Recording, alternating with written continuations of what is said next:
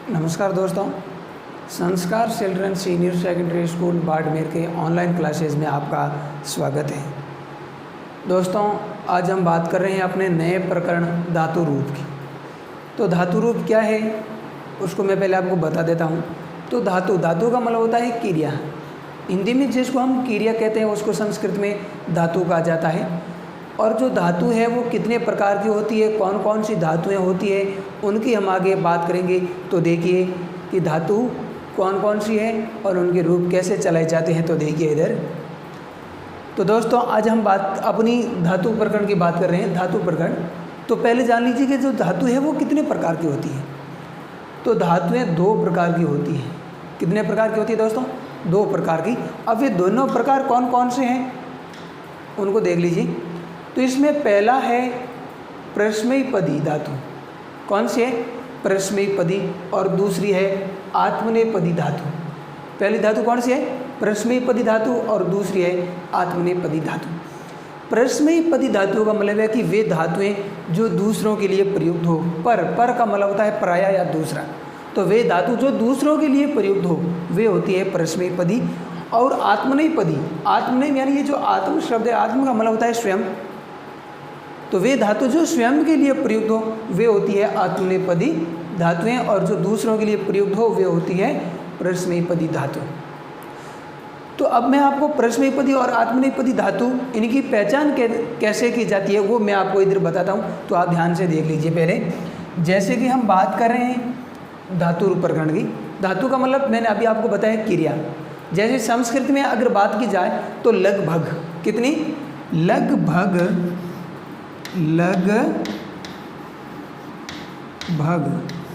2000 के समथिंग धातु हैं। कितनी? 2000। लगभग, इससे कम ज़्यादा भी हो सकते हैं। लगभग मैं अनुमान बता रहा हूँ कि कम से कम लगभग 2000 धातु हैं। अब इनकी जो धातु की पहचान है वो कैसे की जाती है? तो इनके लिए तिप प्रत्ययों का प्रयोग किया जाता है। ये आपको लिखना नहीं है इधर का, ये सिर्फ आपको समझने का है। ये मैं जो बोर्ड बना रहा हूँ अलग, ये सिर्फ आपको समझने का है। यानी तिप प्रत्यय लगाए जाते हैं। क्या लगाए जाते हैं दोस्तों? तिप प्रत्यय।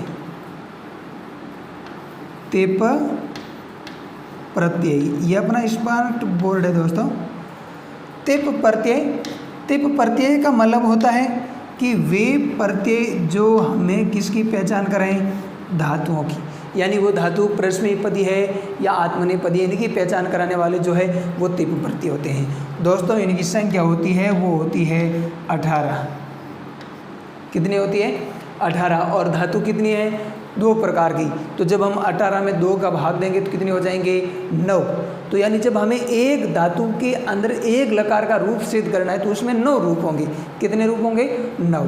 तो यानी पहले जो 9 रूप है वो अपने हो जाएंगे परस्मैपदी के, और दूसरे जो 9 रूप हैं वो हो जाएंगे आत्मनेपदी के रूप। तो मैं आपको तिप प्रत्यय सुना रहा हूँ, आप ध्यान से सुनना।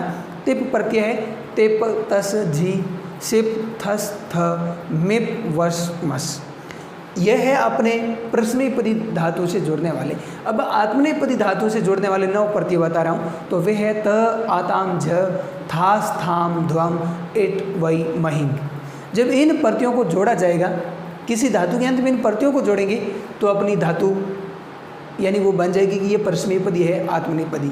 जैसे मैं आपको बताता हूँ कि सभी को याद है पट धातु के रूप। पट धातु लट लकार रूप सभी को याद है। कैसे चलते हैं? पठति पठतः पठन्ति, पठसि पठथ पठथ, पठामि पठाव पठाम। तो ये कैसे निष्पन्न हुए? इन तिप प्रत्ययों से निष्पन्न हुए। जैसे मैं अगर इनकी बात करूं तिप प्रत्ययों की तो देख लीजिए तिप प्रत्यय कौन कौन से हैं। पहला है जैसे तिप तस, तिप तस,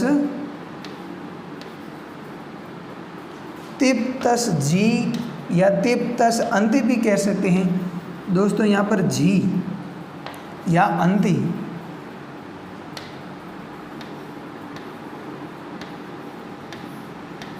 तिप तस जी या इसका अंति भी कह सकते हैं हम, ये ऐसा। अब ये अपने को पहचान कैसे कराएंगे?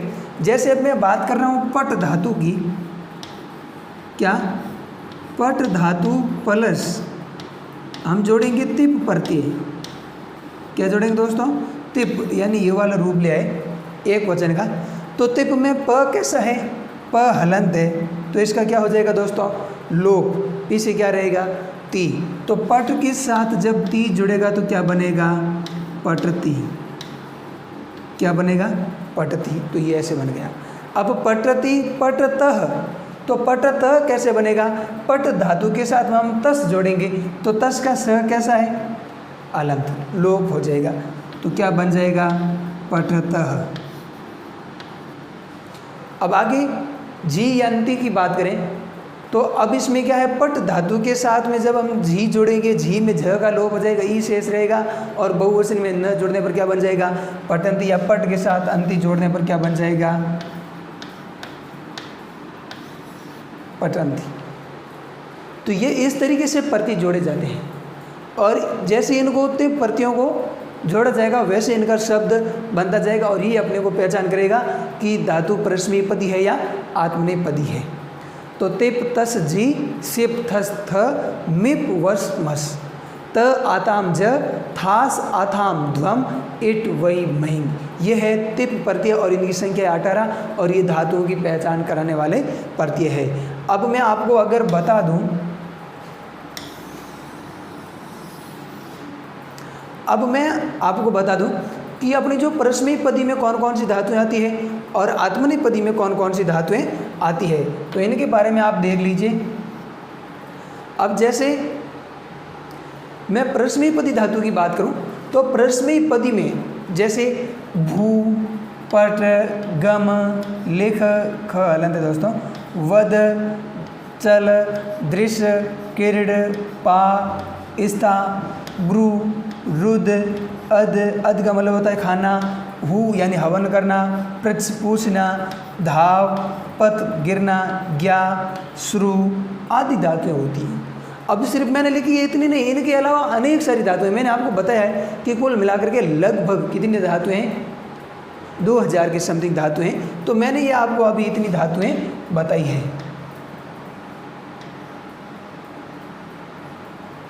अब अगर हम बात करें आत्मनेपदी धातु, आत्मनेपद यानी जो स्वयं के लिए प्रयुक्त हो, तो इसमें जैसे सेव यानी सेवा करना, लब, लब यानी पाना, रुच, मुद, वृत, कंप आदि। इनके अलावा भी बहुत सारी धातुएं हैं, लेकिन मैंने उदाहरण के तौर पर आपको बताया कि ये ऐसी धातुएं हैं।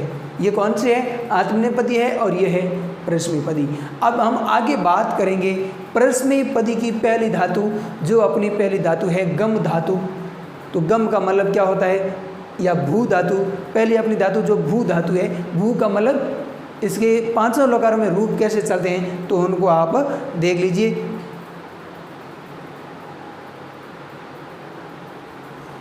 तो अपना ये पहला है भू धातु। भू का मतलब है दोस्तों होना, भू यानी होना। तो भू धातु के अब रूप देख लीजिए। पहले मैं आपको बता देता हूँ कि अब इसमें मैंने ये जो लिखा है देख लीजिए कि जैसे ये लट लकार, क्या लिखा है दोस्तों, लट लकार। यानी ये जो लकार लिखा है, इस लकार का मतलब क्या होता है वो मैं आपको समझा देता हूँ। तो यानी ये जो लकार शब्द है, इस लकार का मतलब होता है काल यानी समय। इंग्लिश में बोले तो टेंस। इंग्लिश में जो टेंस होते हैं वो संस्कृत में अपने क्या होते हैं दोस्तों, लकार होते हैं। तो इस लकार यानी इसका मतलब है काल यानी समय। तो अगर संस्कृत में लकारों की बात की जाए तो कुल लकारों की जो संख्या है वो 10 है। कितनी है दोस्तों, 10। आज तक तो हमने 5 ही पढ़े हैं और ज़्यादातर 5 ही देखते हैं, लेकिन लकारों की संख्या 10 होती है।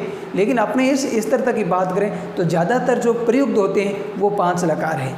कितने हैं, 5 लकार। अब इसमें अपने सबसे पहला लकार है दोस्तों कौन सा, लट लकार, यानी भू धातु लट लकार। लट लकार का मतलब क्या है दोस्तों, वर्तमान काल। क्या है, वर्तमान काल। वर्तमान काल का मतलब है कि वह समय जो अभी वर्तमान में चल रहा है। जैसे मैं वर्तमान समय में क्या कर रहा हूँ, आपको भू धातु के रूप समझा रहा हूँ।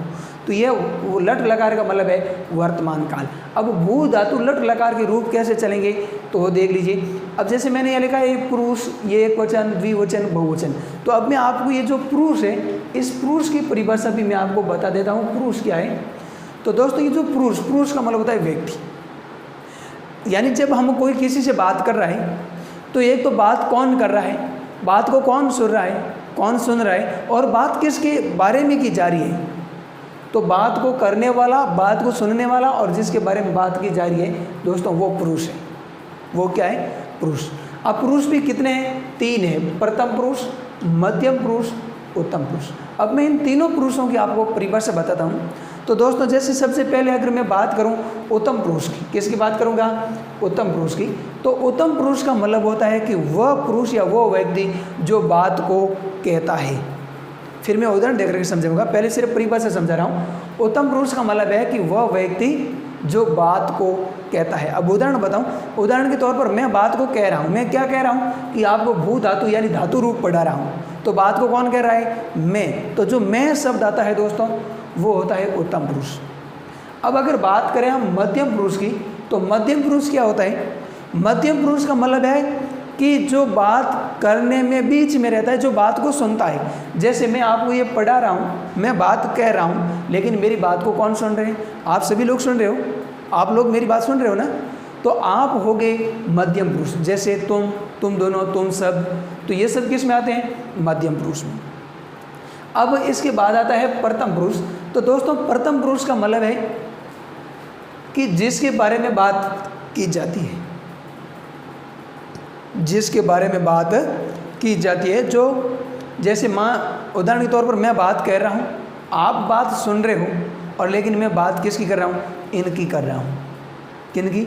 यानी इन शब्द रूपों की, सॉरी इन धातु रूप की बात कर रहा हूँ। तो ये जो धातु रूप है ये क्या हो जाएगा? अपना प्रथम पुरुष हो जाएगा। यानी ये शब्द आ जाए, वो आ जाए, वे दोनों, वे सब, तो ये सब रूप किस में आते हैं? प्रथम पुरुष में आते हैं। तो ये तीनों पुरुषों की बात आपको समझ में आ गई। अब मैं बात कर रहा हूँ आपको सिर्फ वचन, यानी जो वचन लिखा, वचन क्या है? वचन का मतलब होता है कि जो अपने को संख्या यानी गणना, उनकी निश्चित जानकारी प्राप्त करवाए, वो होता है वचन। जैसे एक वचन है, 3 प्रकार के होते हैं, एक वचन, द्विवचन और बहुवचन। एक वचन का मतलब है कि जो हमें एक संख्या का बोध कराए। द्विवचन का मतलब है दोस्तों, द्वि का मतलब होता है 2। तो द्वि का मतलब जो हमें 2 वस्तुओं, 2 व्यक्तियों या किसी दो संख्या का ज्ञान करवाए। और बहु का मतलब होता है दोस्तों अनेक, जो 2 से अधिक संख्याओं का हमें ज्ञात करें, वो होता है बहुवचन। अब मैं बात करूंगा भू धातु लट लकार की। तो इसके रूप कैसे चलते, ध्यान से सुन लीजिए। प्रथम पुरुष में होगा भवती, भवतः, भवंती। मध्यम पुरुष में होगा भवसी, भवतः, भवतः। और उत्तम पुरुष में होगा भवामी, भवावह, भवामह। अब देखिए विसर्ग का कितना महत्व है। यहाँ विसर्ग लगा हुआ है और यहाँ विसर्ग नहीं लगा हुआ है। तो अगर आपने विसर्ग जहाँ गलती से नहीं लगाया है तो यह आपका हो जाएगा बहुवचन का, और यहाँ विसर्ग लगा दिया तो ये द्विवचन का हो जाएगा। इसलिए ये जो भाषा यानी संस्कृत हिंदी है, इसमें हमें एक एक अक्षर, एक एक शब्द का ध्यान रखना पड़ता है। अनुस्वार कहाँ लगाना है, हलंत कहाँ लगाना है, विसर्ग कहाँ लगाना है, इनका विशेष तौर पर आपको ही संस्कृत में ध्यान रखना पड़ता है। आगे दोस्तों बात करेंगे हम भू धातु लोट लकार। लोट लकार का मतलब होता है आज्ञार्थक, यानी आज्ञा देने के लिए। जैसे मैं आपको आज्ञा दूँ किसी भी प्रकार की, तो जो आज्ञा को मानना या आज्ञा के लिए जब हम जिन शब्दों का, जिन लकार, जिन समय का प्रयोग किया जाता है वह लोट लकार है। और अब मैं बात करूँगा भू धातु लोट लकार, इसके रूप कैसे चलेंगे। तो देखिए भवतु, भवताम, भवंतु, यह प्रथम पुरुष है। मध्यम पुरुष में चलेगा भव, भवतम, भवत। अब देखिए यहाँ ताम है और यहाँ तम है, यहाँ अगर आ की मात्रा लगाई तो दोनों एक जैसे हो जाएगी, गलत हो जाएगा अपना रूप। उत्तम पुरुष में है भवानी, भवाव, भवाम। अब देखें मैं पिछली कक्षा की बात कर रहा हूँ, जब हमें अब जो 10th क्लास में स्टूडेंट्स आए हैं या जो अब 11th में आए हैं उनको मैं बता रहा हूँ। जब मैंने उनको टेस्ट में कई बार प्रश्न दिए थे कि उदाहरण के तौर पर मैंने दिया है ये भवाव, इसमें कौन सा लकार, कौन सी धातु और कौन सा वचन है, तो आप कई बार करते हो गलत बता देते हो कि इसमें द्विवचन है, बहुवचन है। और या जैसे मैं कह दूं कि भू धातु लट लकार द्विवचन उत्तम पुरुष का रूप लिखो, और आप वहाँ क्या करते हो, कई बार विसर्ग नहीं लगाते हो, तो वो गलत हो जाता है। फिर आप कहते हो कि हमने तो एक विसर्ग नहीं लगाया और हमारा उदाहरण ये गलत कैसे हुआ। तो आप यहाँ जान लीजिए कि यहाँ विसर्ग लगा हुआ है और यहाँ विसर्ग नहीं लगा हुआ है, तो दोनों में कितना अंतर है आप भी जान लीजिए कि ये लट लकार का है और ये लोट लकार का है। यहाँ विसर्ग लगा हुआ नहीं है और यहाँ विसर्ग लगा हुआ है, यहाँ विसर्ग लगा हुआ है और यहाँ नहीं है। तो यानी आप विसर्ग या हलंत नहीं लगाते हो तो उसे लकार चेंज होता है, वचन चेंज होता है और पुरुष भी चेंज हो जाता है। तो इसलिए हमें इन छोटी छोटी बातों का बहुत ध्यान रखना होगा। आगे मैं बात करूँगा भू धातु लंग लकार। दोस्तों लंग लकार का मतलब होता है कि भूतकाल, कौन सा समय, भूतकाल के लिए प्रयुक्त होने वाला लकार है वो लंग लकार है। अब भूत धातु के रूप लंग लकार में कैसे चलेंगे तो वो देख लीजिए। इसमें चलेगा अभवत, अभवताम, अभवन, ये प्रथम पुरुष है। मध्यम पुरुष में चलेगा अभव, अभवतम, अभवत। बहुवचन, अब बहुवचन का देख लीजिए क्या है, अभवत, और यहाँ पे क्या है, अभवत। तो दोनों में अंतर कितना है कि यहाँ ये हलंत लगा हुआ है और इसमें हलंत नहीं लगा हुआ है। तो हलंत, जो हलंत वाला अभवत है वो एक वचन का है और बिना हलंत वाला अभवत है वो बहुवचन का है, लेकिन वो मध्यम पुरुष बहुवचन का है। तो इनकी जानकारी आपको बहुत जरूरी है, ध्यान रखना। आगे मैं बात करूँगा उत्तम पुरुष की। तो उत्तम पुरुष में अभवम, अभवाव, अभवाम। आगे है अपना भू धातु लृट लकार। तो देखिए दोस्तों लृट लकार का मतलब क्या है, लृट लकार, इस लृट लकार का मतलब है कि ये भविष्यत काल, भविष्य यानी आगे जो काल, आगे जो समय आना बाकी है भविष्य में, यानी जो अगला समय आना है कि हम भविष्य में क्या करेंगे, तो जो भविष्य या जो भविष्यत काल है उसके लिए दोस्तों संस्कृत में लंग लकार का प्रयोग किया जाता है। तो देखिए भू धातु और लंग लकार में रूप कैसे चलेंगे, तो इसका चलेगा प्रथम पुरुष में भविष्यति, भविष्यतः, भविष्यन्ति। मध्यम पुरुष में होगा भविष्यसि, भविष्यतः, भविष्यत। उत्तम पुरुष में भविष्यामि, भविष्याव, भविष्याम। अब मैं बात करूँगा विधिलिंग लकार। तो देखिए दोस्तों ये जो विधिलिंग लकार है, इस विधिलिंग लकार का मतलब है चाहिए अर्थ में। किस अर्थ में, चाहिए अर्थ में।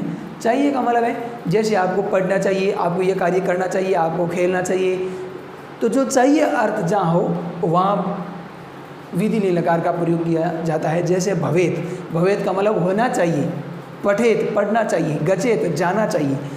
तो जहाँ चाहिए अर्थ प्रयुक्त हो हिंदी में वहाँ संस्कृत में विधिलिंग लकार का प्रयोग किया जाता है। अब मैं बात करूँगा विधिलिंग लकार भू धातु विधिलिंग लकार की। तो प्रथम पुरुष में इसके रूप चलेंगे भवेत, भवेताम, भवेयुः। मध्यम पुरुष में इसके रूप चलेंगे भवे, भवेतम, भवेत। उत्तम पुरुष में इसके रूप चलेंगे भवेयम, भवेव, भवेयम। अब दोस्तों आप भी देख लीजिए कि इनमें कितना अंतर है। यहाँ क्या लिखा हुआ है, भवेत, और यहाँ क्या लिखा हुआ है, भवेत। यहाँ हलंत है और यहाँ हलंत नहीं है। तो हमें एक एक बात का ध्यान रखना बहुत ही ज़रूरी है। अब तो अपना भू धातु का रूप पूरा हुआ। अब इसके अलावा हम आगे बात करेंगे दृश्य धातु की। किसकी करेंगे, दृश्य धातु। दोस्तों दृश्य धातु का मतलब है दृश्य यानी देखना। तो दृश्य धातु लट लकार में इसके रूप कैसे चलेंगे। अब देखना दृश्य धातु है वो थोड़ी अलग है, इसके रूप थोड़े अलग चलते हैं। कहीं आप दृश्य का दृश्यति, दृश्यते ऐसे मत कर देना। धातु दृश्य और इसके रूप चलेंगे पश्य में। दृश्य धातु के रूप कहाँ चलेंगे, सिर्फ एक दृढ़ लकार में चलेंगे। कहाँ चलेंगे, दृढ़ लकार में। बाकी सब जगह दृश्य धातु के रूप पश्य में चलेंगे। तो देख लीजिए क्या है, दृश्य धातु लट लकार, इसके रूप चलेंगे पश्यति, पश्यतः, पश्यन्ति। मध्यम पुरुष में पश्यसि, पश्यतः, पश्यथ। उत्तम पुरुष में पश्यामि, पश्याव, पश्याम। अब है लोट लकार। तो लोट लकार में क्या है देखिए, पश्यतु, पश्येताम, पश्यन्तु। पश्ये, पश्येतम, पश्यत। पश्यानि, पश्याव, पश्याम। अब ध्यान रखना जहाँ विसर्ग है वहाँ विसर्ग लगाना, जहाँ हलंत है वहाँ हलंत लगाना। आगे हम बात करेंगे भू धातु लंग लकार की। तो लंग लकार में रूप क्या चलेंगे देखिए, अपश्यत, अपश्येताम, अपश्यन। अपश्यः, अपश्यम, अपश्यत। अपश्यम, अपश्याव, अपश्याम। थोड़ी मिस्टेक है दोस्तों, देख लीजिए यहाँ पर ये जो लिखा हुआ है अपश्यम, यहाँ अपश्यम नहीं होगा बल्कि यहाँ पर होगा अपश्येतम होगा।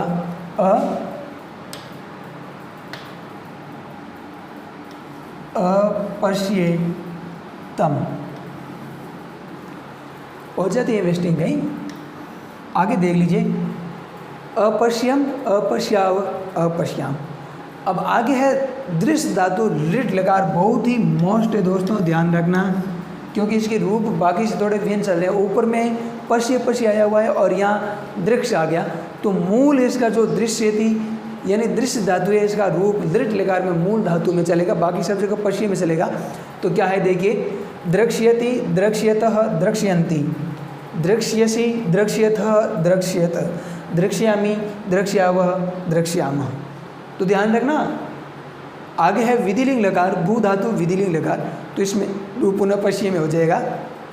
तो हो जाएगा पश्येत, पश्येताम, पश्येयुः, पश्येह, पश्येतम, पश्येतर, आगे पश्येयम, पश्येव, पश्येम। अब यहाँ हलंत और यहाँ हलंत नहीं है, ध्यान रखना। तो इस तरीके से अपना ये दृश्य धातु के रूप भी पूरे हुए। आगे हम बात करेंगे किस धातु की, गम धातु। गम का मतलब होता है जाना, तो गम का मतलब क्या है, जाना। अब इसमें भी थोड़े रूप परिवर्तन होगा, धातु है गम और रूप चलेंगे गच में। कहीं आप ऐसा मत करते ना गमति, गमत, गमंती, तो वो आपका गलत हो जाएगा। धातु गम है और रूप किस में चलेंगे, गच में। गम का क्या बन जाएगा दोस्तों, गच बन जाएगा, ध्यान रखना, क्या बन जाएगा, गच। गम का क्या बनेगा, गच बन जाएगा। तो देख लीजिए आगे, लट लकार में गम धातु लट लकार, तो इसके रूप चलेंगे गच्छति, गच्छतः, गच्छन्ति। मध्यम पुरुष में गच्छसि, गच्छथ, गच्छथ, गच्छामि, गच्छावः, गच्छामि। आगे लोट लगा रहे, तो लोट लकार में रूप कैसे चलेंगे देखिए, गच्छतु, गच्छताम, गच्छन्तु, गच्छ, गच्छतम, गच्छत, गच्छानि, गच्छाव, गच्छामि। अब आगे है गम धातु लंग लकार, रूप कैसे चलेंगे, अगच्छत, अगच्छताम, अगच्छन, अगच्छ, अगच्छतम, अगच्छत, अगच्छम, अगच्छाव, अगच्छाम।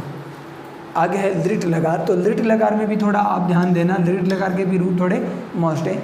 अब वहाँ धातु गम है तो इसमें रूप गमी शेती हो जाएगा, गसी शेती नहीं होगा, ध्यान रखना, बहुत ध्यान रखने की जरूरत है। गम धातु के रूप किस में चलेंगे, गच में, लेकिन जब दृढ़ लकार आएगा तो वापस क्या हो जाएगा, गम। यहाँ पर गसी शेती ऐसा किया तो वो आपका गलत हो जाएगा।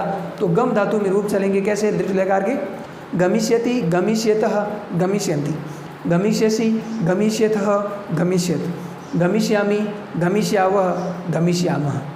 अब आगे है विधिलिंग लकार, तो विधिलिंग लकार के रूप देखिए, गच्छेत, गच्छेताम, गच्छेयुः, गच्छे, गच्छेताम, गच्छेत, गच्छेयम, गच्छेव, गच्छेम। यहाँ ध्यान रखना, यहाँ पर हलंत है और यहाँ हलंत नहीं है।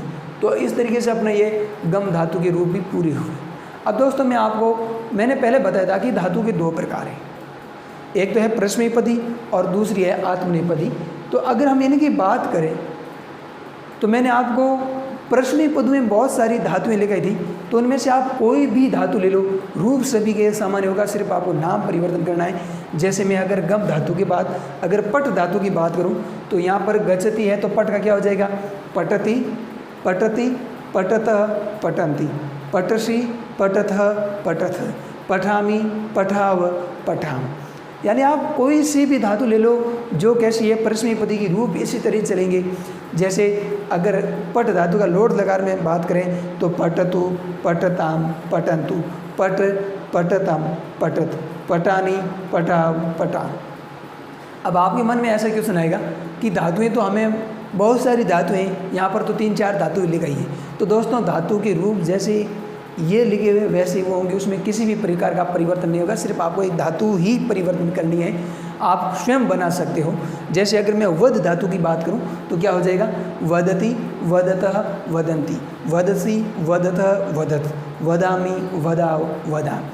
अगर इसमें बात कर लूँ दृढ़ लकार में तो क्या हो जाएगा, वदिष्यति, वदिष्यतः, वदिष्यन्ति, वदिष्यसि, वदिष्यथः, वदिष्यत, वदिष्यामि, वदिष्याव, वदिष्याम।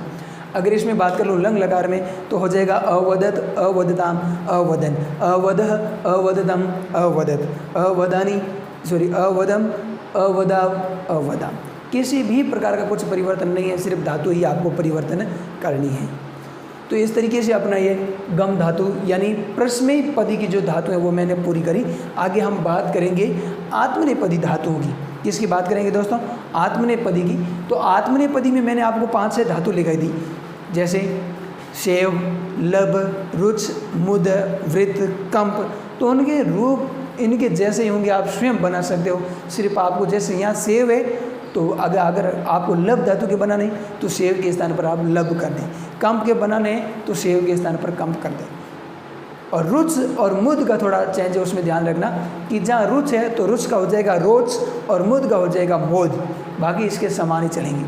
जैसे रुच का है तो रुचते रुचते रुचनते नहीं होगा, रुच का हो जाएगा रोचते रोचते रोचनते, मुद का हो जाएगा मोदते मोदते मोदनते, मोद से मोदे थे मोदद्वे, मोदे मोदावहे मोदामयी, ऐसे होगा। बाकी वृत्त है तो वृत्त का वर्त हो जाएगा, वृत्त का क्या होगा वर्त, जैसे वर्तते वर्तते वर्तनते, वर्त से वर्ते थे वर्तद्वे, वर्ते वर्तावहे वर्तामयी, बाकी इसी के समान ही होगा, कोई परिवर्तन नहीं होगा। तो अब बात करेंगे सेव धातु। सेव का मतलब है सेवा करना, तो सेव धातु लट लकार की बात करेंगे तो प्रथम पुरुष में इसका रूप होगा सेवते सेवेते सेवंती, मध्यम पुरुष में होगा सेव से सेवे थे सेवध्वे, उत्तम पुरुष में होगा सेवे सेवा वही सेवा में। अब लोट लकार में इसका रूप होगा इस तरीके से, कुछ देख लीजिए, सेवताम सेवेताम सेवंताम, सेवस्व सेवेथाम सेवध्वम, सेवई सेवा वही सेवामयी। तो ये अपना लोट लकार भी पूरा हुआ। आगे हम बात करेंगे सेव धातु लंग लकार की, तो इसके रूप कैसे चलेंगे देख लीजिए, असेवत असेवेताम असेवंत, असेवथा असेवेथाम असेवध्वम, असेवे असेवा वही असेवामयी। और लिट लकार में इस तरीके से होगा, सेविष्यते सेविष्यते सेविष्यन्ते, सेविष्ये सेविष्येथे सेविष्यध्वे, सेविष्ये सेविष्यावहे सेविष्यामहे। अब आगे है सेव धातु विधिलिंग लकार। तो विधिलिंग लकार में रूप ऐसे चलेंगे, देखिए, सेवेत सेवेयाताम सेवेरन, सेवेथा सेवेयाथाम सेवेध्वम, उत्तम पुरुष में सेवेय सेवे वही सेवे मही। तो इस तरीके से अपना ये यानी सेव धातु के रूप पूरे हो गए। और सेव धातु यानी ये आत्मनेपदी धातु है। कैसी धातु है? आत्मनेपदी धातु। तो आत्मनेपदी धातु के रूप ये अपने पूरे हो गए। तो यानी अब आप स्वयं शेष मैंने आपको जितनी भी आत्मनेपदी की धातु लिखी थी जब अपने शुरुआत में, तो उसके अनुसार धातु लेकर के आप स्वयं रूप बना लेना। ये आपका होमवर्क रहेगा।